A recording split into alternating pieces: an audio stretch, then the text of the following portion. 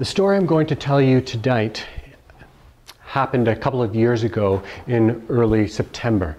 It was a beautiful, gorgeous September day. The sun was shining. It was unseasonably warm. The light breeze came off the ocean, and I wasn't outside to enjoy it. In fact, I was in my bedroom. I was sitting on my bed, and I was journaling. It was September 6th to be precise. It was a Wednesday, and I wrote, "I am afraid. Afraid. But I shouldn't be. After all, I've done this before.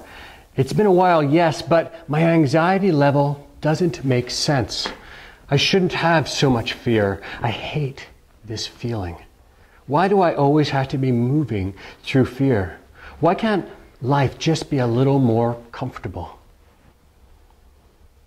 It goes on for a little bit. I'll cut to, "This journaling is just more procrastination, isn't it?"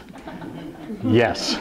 I need to get up and start making those phone calls. Get up, Paul. So I get up out of my bed. I put the journal down and I walk over to my studio where the telephone is, and I have a list of telephone calls to make.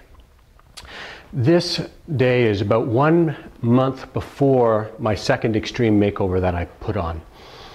I think that I shouldn't be going through fear because I've done this once before, and this is the week in which I've allocated to contact media, radio, TV, television stations.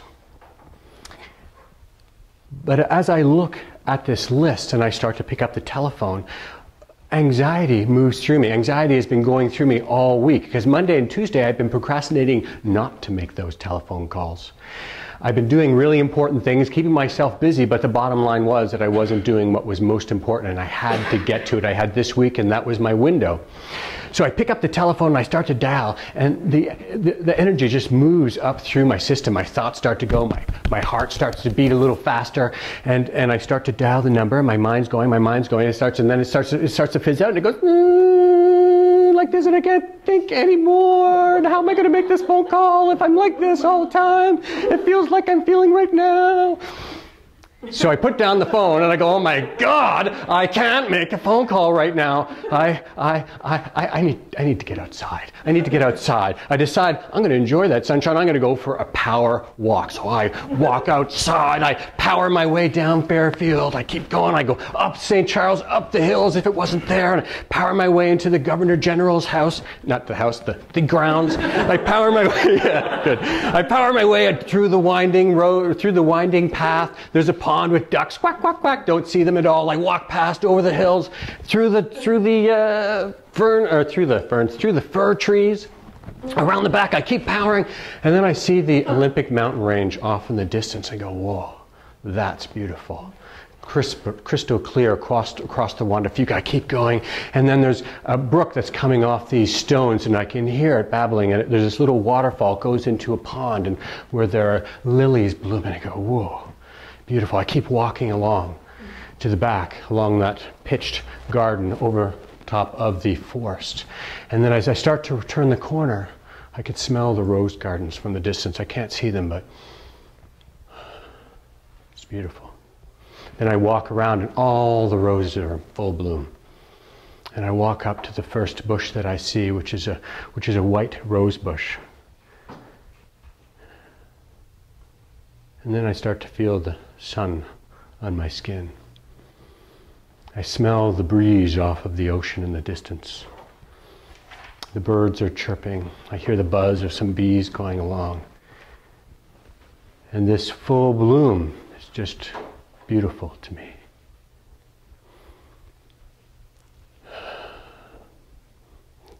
All of the world suddenly gets clearer, and everything looks beautiful. Life looks beautiful to me in that moment.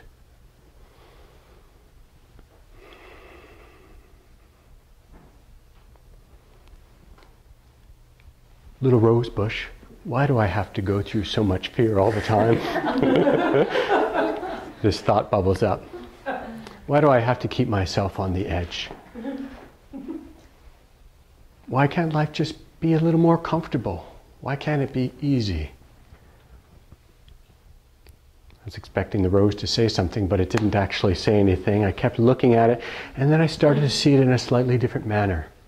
I saw that this particular rose bush actually encapsulated a whole evolution of how flowers bloom, that there were tiny little buds just bursting out of the stem. And then there were the buds that were just opening, they're splitting along 4 to 6 sides, opening up. The flower petals would push their way through and then unfurl themselves, their hearts exposed to the world, to noses like mine, to birds and bees tumbling around in there. And I thought, what's more beautiful than that, than the vulnerability of that, than the openness of that? And a light went on. And I walked out of the Governor General's place back home. And I went into my studio and I picked up that phone.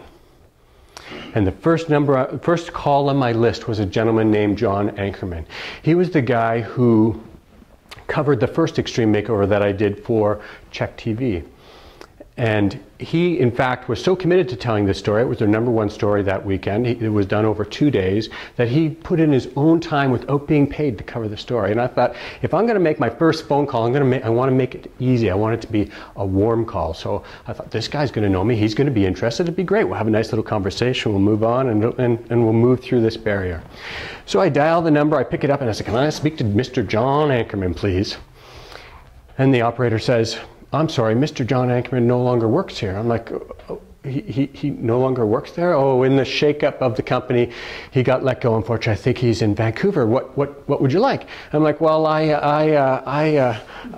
doing an extreme makeover for the Casa Maria Emergency Housing Society, and I just think that you guys would like to know about the story.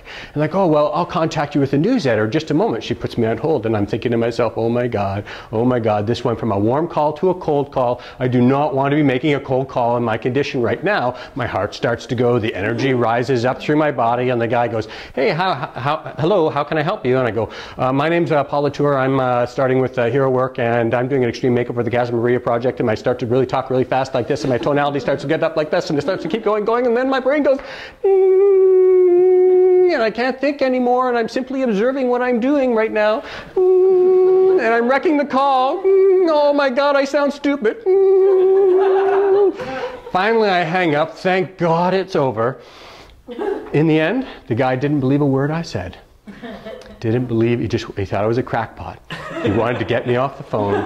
He said, give me a call in a few weeks, maybe we'll be interested. And he hung up. He practically hung up the phone on me.